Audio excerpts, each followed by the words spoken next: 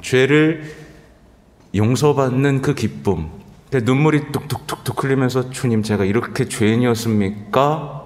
이런 저조차도 받아주십니까?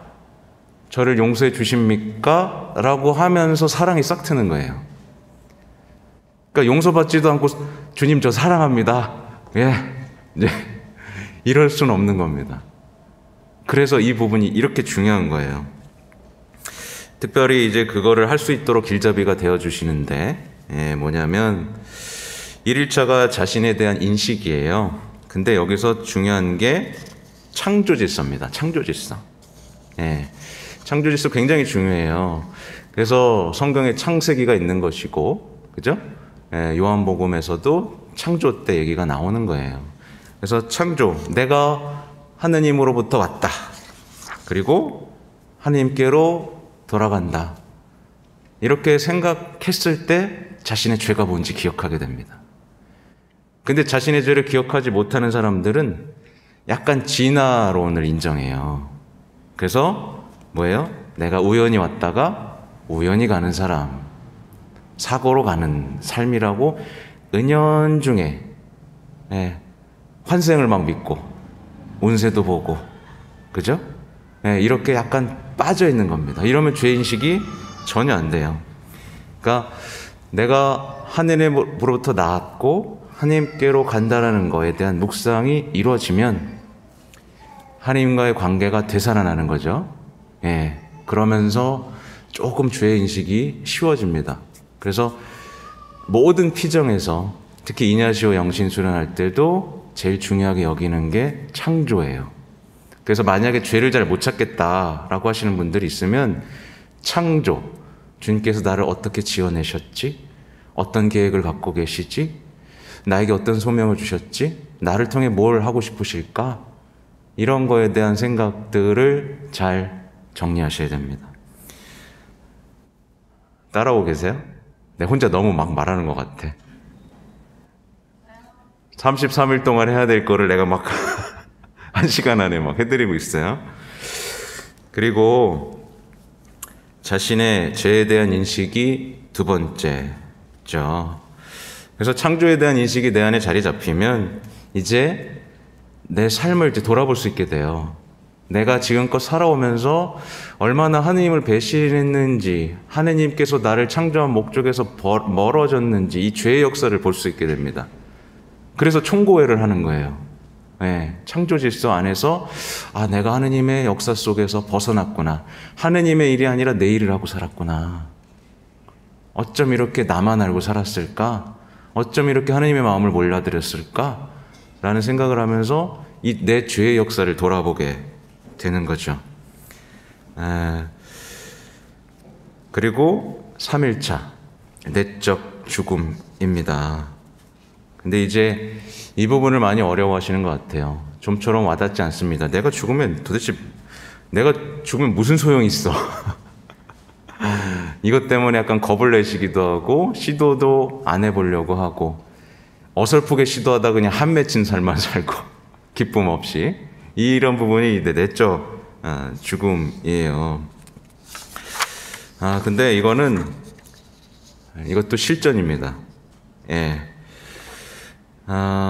근데 자기가 죽었는지 안 죽었는지는 본인이 알 수 있어요. 죽은 사람은 상처 안 받습니다. 그죠? 죽은 사람한테 쿡쿡 찌른다고 아파해요?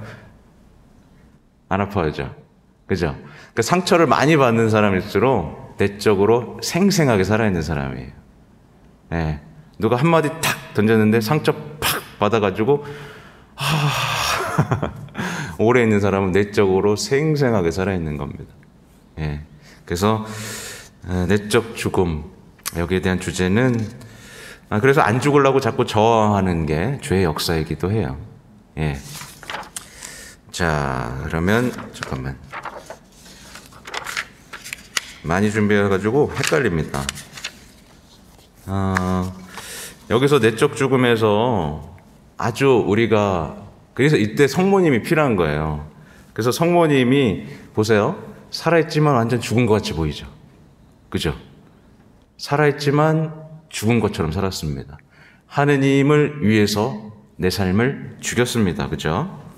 근데 그 죽음으로써 가장 아름다운 여인이 되셨죠. 그죠? 예. 가장 큰 일을 하셨죠. 그죠? 그러니까 추상적으로 죽는 게 뭐야? 라고 생각하시지 마시고 뭘 생각하면 돼요? 성모님의 삶과 행복이 내 것이 되었으면 좋겠다 라고 생각하시면 됩니다. 다시 한번 강조드리지만 내가 죽었는지 안 죽었는지 알 수 있는 방법은 내가 모욕당할 때, 내가 무관심 받을 때입니다. 그래도 괜찮으면, 그것이 오히려 기쁨이면 나는 그래도 좀 죽은 겁니다. 네. 4일차는 이기심이에요. 이기심. 여기서부터 이제 조금씩 어려워지기 시작하죠.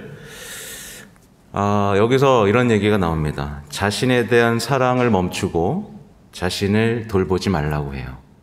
네, 기억하시죠? 그러니까 자신을 위해서는 아끼지 않고 남을 위해서, 남을 위해서 이제 하는 겁니다. 더 갖고 더 소유하는 삶을 이제 포기하는 거예요. 그래서 예수님의 삶을 보십시오. 그래서 가난하셨던 거예요. 다 주시려고. 결국 십자가에 못 박혀서 생명 주셨죠. 그 다음에 물과 피까지 쏟아 다 주셨습니다. 그리고 성체로 또 오셔서 자기 몸을 또 주시죠. 그 삶을 닮으라는 거예요. 너를 챙기지 마라. 넌 내가 챙겨줄게. 이 얘기를 하시는 거, 이거 믿고 따라오실 수 있겠어요? 너 안 챙기면 내가 널 챙긴다. 네. 그렇죠? 성모님 자신 다 버렸더니 수호자 요셉 성인이 왔잖아요.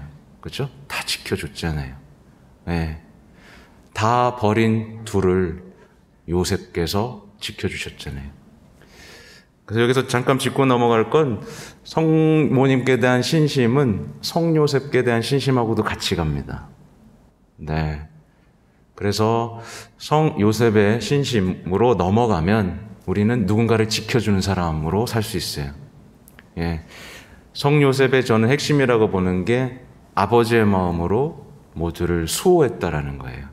수호자. 예. 여러분은 지켜주는 사람이에요? 죽이는 사람이에요? 네. 근데 오늘날의 사람들은 곁에 있는 사람들도 죽이고 싶어 한다립니다. 나를 괴롭힌다고. 나는 지켜주는 사람이에요.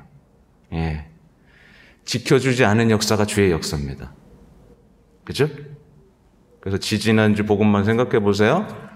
큰아들과 작은아들 있었죠. 그죠? 근데 큰아들이 작은아들 지켜줬어요? 안 지켜줬어요? 지켜주는 게 못마땅했죠. 지켜주는 사람입니다. 나눠주는 사람이고요. 더 주는 사람입니다. 예. 그것과 반대로 살아왔다면 이것은 나를 성찰하게 만드는 부분이죠. 그리고 교만입니다. 5일차 교만인데, 교만은 아무리 얘기해도 끝이 없죠. 이게 자신의 삶을 높이려는 사람의 어떤 끔찍함을 나타내 줍니다. 우리는 누군가보다 높은 사람이 아니라 우리는 다 누구예요? 형제입니다. 옆 사람 한번 보세요. 옆 사람. 다 똑같은 주님의 자녀고 형제입니다. 이 인식을 찾으셔야 돼요. 내가 쟤보다 높아. 내가 쟤보다 잘났어. 내가 쟤보다 사랑받아야 돼.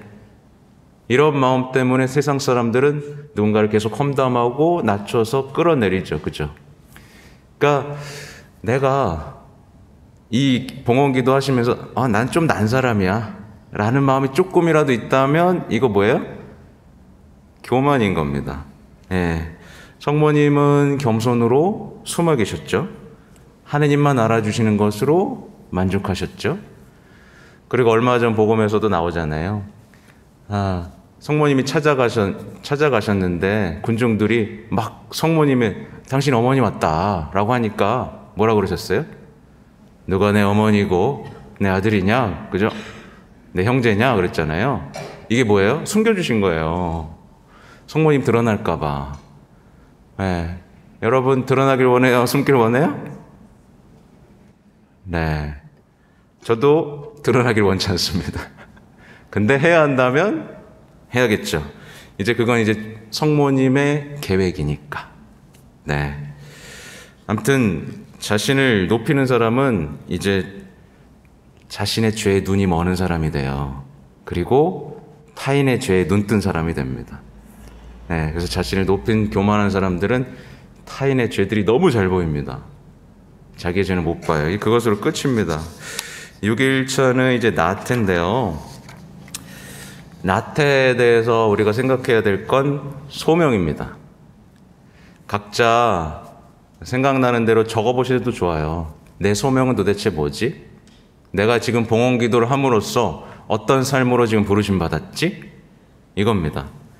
그러니까 소명이 없으면 당연히 그 사람 나태해집니다. 그죠? 네. 이런 말 하면 좀 그렇지만 이 어머니들께서 아이를 어느 정도 키우고 나면 이제 자신은 소명이 없다라고 생각합니다. 그리고 이제 놀러 다니기 시작하죠. 내 삶을 누리기 위해 시작하죠. 그게 곧 나태예요. 자신에게 맡겨진 일이 끝났다고 생각하는 거죠. 그죠? 그 사람이 나태해지는 이유는 인생이, 삶이 악과의 싸움이라는 걸, 그러니까 전쟁 중이라는 걸 잊기 때문에 그렇습니다. 내 소명도 없고 전쟁 중도 아니니까 그냥 잘 먹고 잘 살고 내 뜻대로 그냥 재밌게 살고 싶은 마음이잖아요. 지금 그래서 세상 사람들은 열심히 살지만 사실은 뭐예요? 나태한 겁니다. 전쟁도 안 하죠. 그죠? 소명도 없잖아요. 오히려 세상을 망치죠? 나태한 겁니다. 예. 우리는 성모님과 함께 싸우는 전사가 되기 위해서 이 자리에 왔고, 이제 각자는 자신의 삶에서 소명을 가지고 하나님의 무기를 가지고 싸우셔야 됩니다.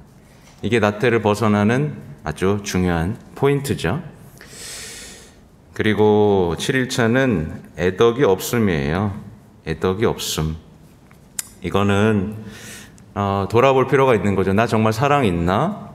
내가 이걸 기도를 하면서 이웃과 배우자, 형제들에 대한 사랑이 커지고 있는가? 이걸 돌아보게 만드는 부분이죠.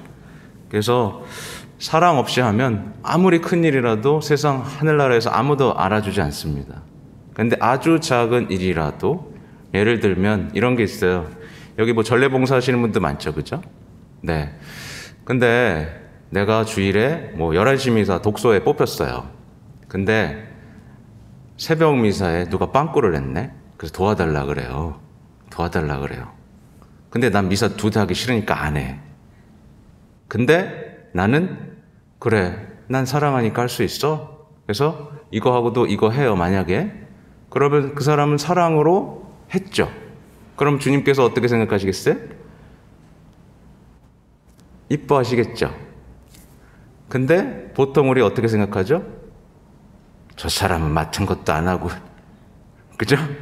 깎아내리기 시작하고, 합리적으로 생각하고, 저럴 거면 하지 말라 그래.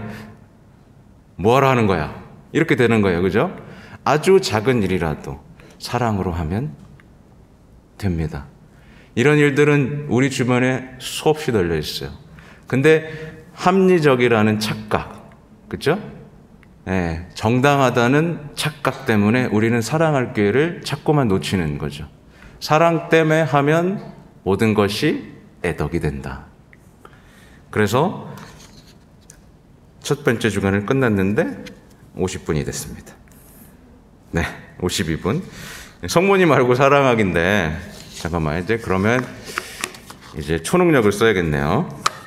초능력을 써서 성모님과 예수님까지 지나가야 되는데, 성모님 알고 사랑하기는 이제 성모님에 대한 비밀을 알아가는 기간이잖아요. 그래서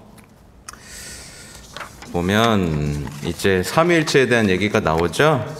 그래서 여기서 아마 많이 공부하셨을 거예요. 성부에게 어떤 분이고, 성자에게 어떤 분이고, 성령에게 어떤 분인지를 아셔야 되고, 성령의 정배이기 때문에 성모님께 맡겨주신 일이 얼마나 많다는 거 아마 책을 통해서 많이 아시게 될 겁니다. 그래서 이 신비치의 어머니가, 여러분들 하늘의 여왕이라는 것만 기억하시면 돼요. 하늘의 여왕입니다. 네, 괜히 붙인 게 아니에요. 근데 하늘의 여왕이라고 놓고 아무 일도 안 해. 말이 돼요? 예수님 혼자 할 수 있으니까 아무것도 안 해. 말이 안 되죠. 과연 하늘의 여왕으로서 어떤 일을 하고 계시는가에 대한 비밀이 이 부분에 있는 겁니다. 그래서 성모님께서는 여왕으로서 우리를 선택해 주시고 우리를 키워주시는 어떤 주영틀이라는 걸 지금 배우셨잖아요. 예, 성모님을 통해서 다시 태어나는 것에 대한 얘기들이 계속해서 나오고 있어요. 성모님께서 원하실 때 원하시는 만큼, 그죠? 레지오 마리의 선서식 때 나오죠. 그 모든 일은 하늘의 여왕이기 때문에 가능한 것입니다. 그래서 주님께서 나에게 큰 일을 하셨으니 라고 말하잖아요. 성모님께서 마리아 노래에서 큰 일이 얼마나 큰 일인지 아무도 묵상하지 않는 거예요. 엄청나게 큰 일을 맡기셨습니다. 예수님은 다 하실 수 있으면서도 큰 일을 맡기셨어요. 우리는 생각해 봐야 됩니다. 아니야, 성모님은 사람일 뿐인데 왜 그러시는 거야? 그게 아니라 악마도 자기 수하가 있고 노예가 있어요. 그렇죠? 근데 성모님은 여왕인데, 그죠? 여왕인데 얼마나 큰 일을 하실 수 있을까?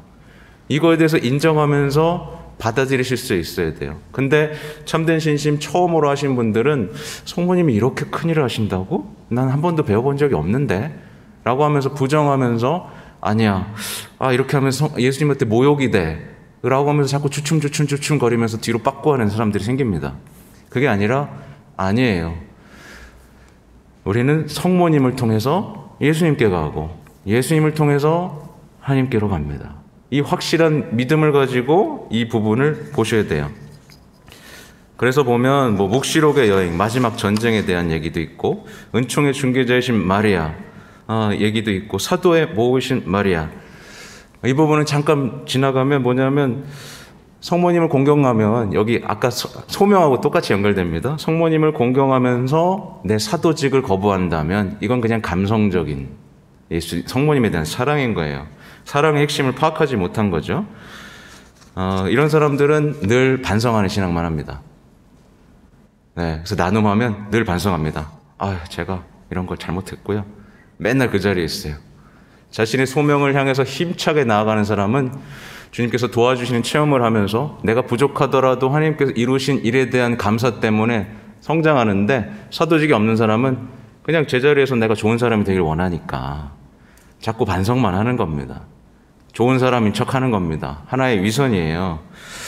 또 그래서 보면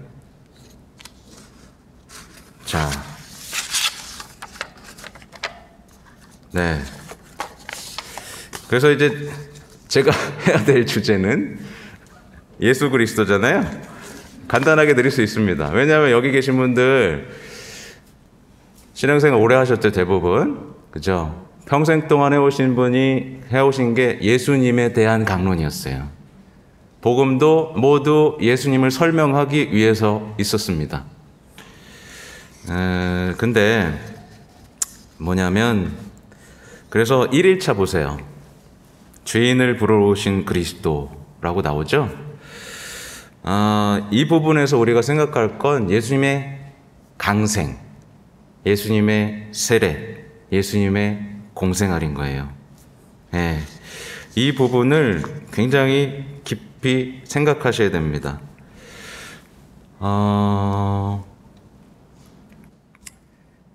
죄에 대한 감각이 생기면 이 부분에 대해서 그냥 바로 이해할 수 있는데, 죄인을 부르러 오셨는데 내가 죄인이 아니라고 하면 안 오시죠.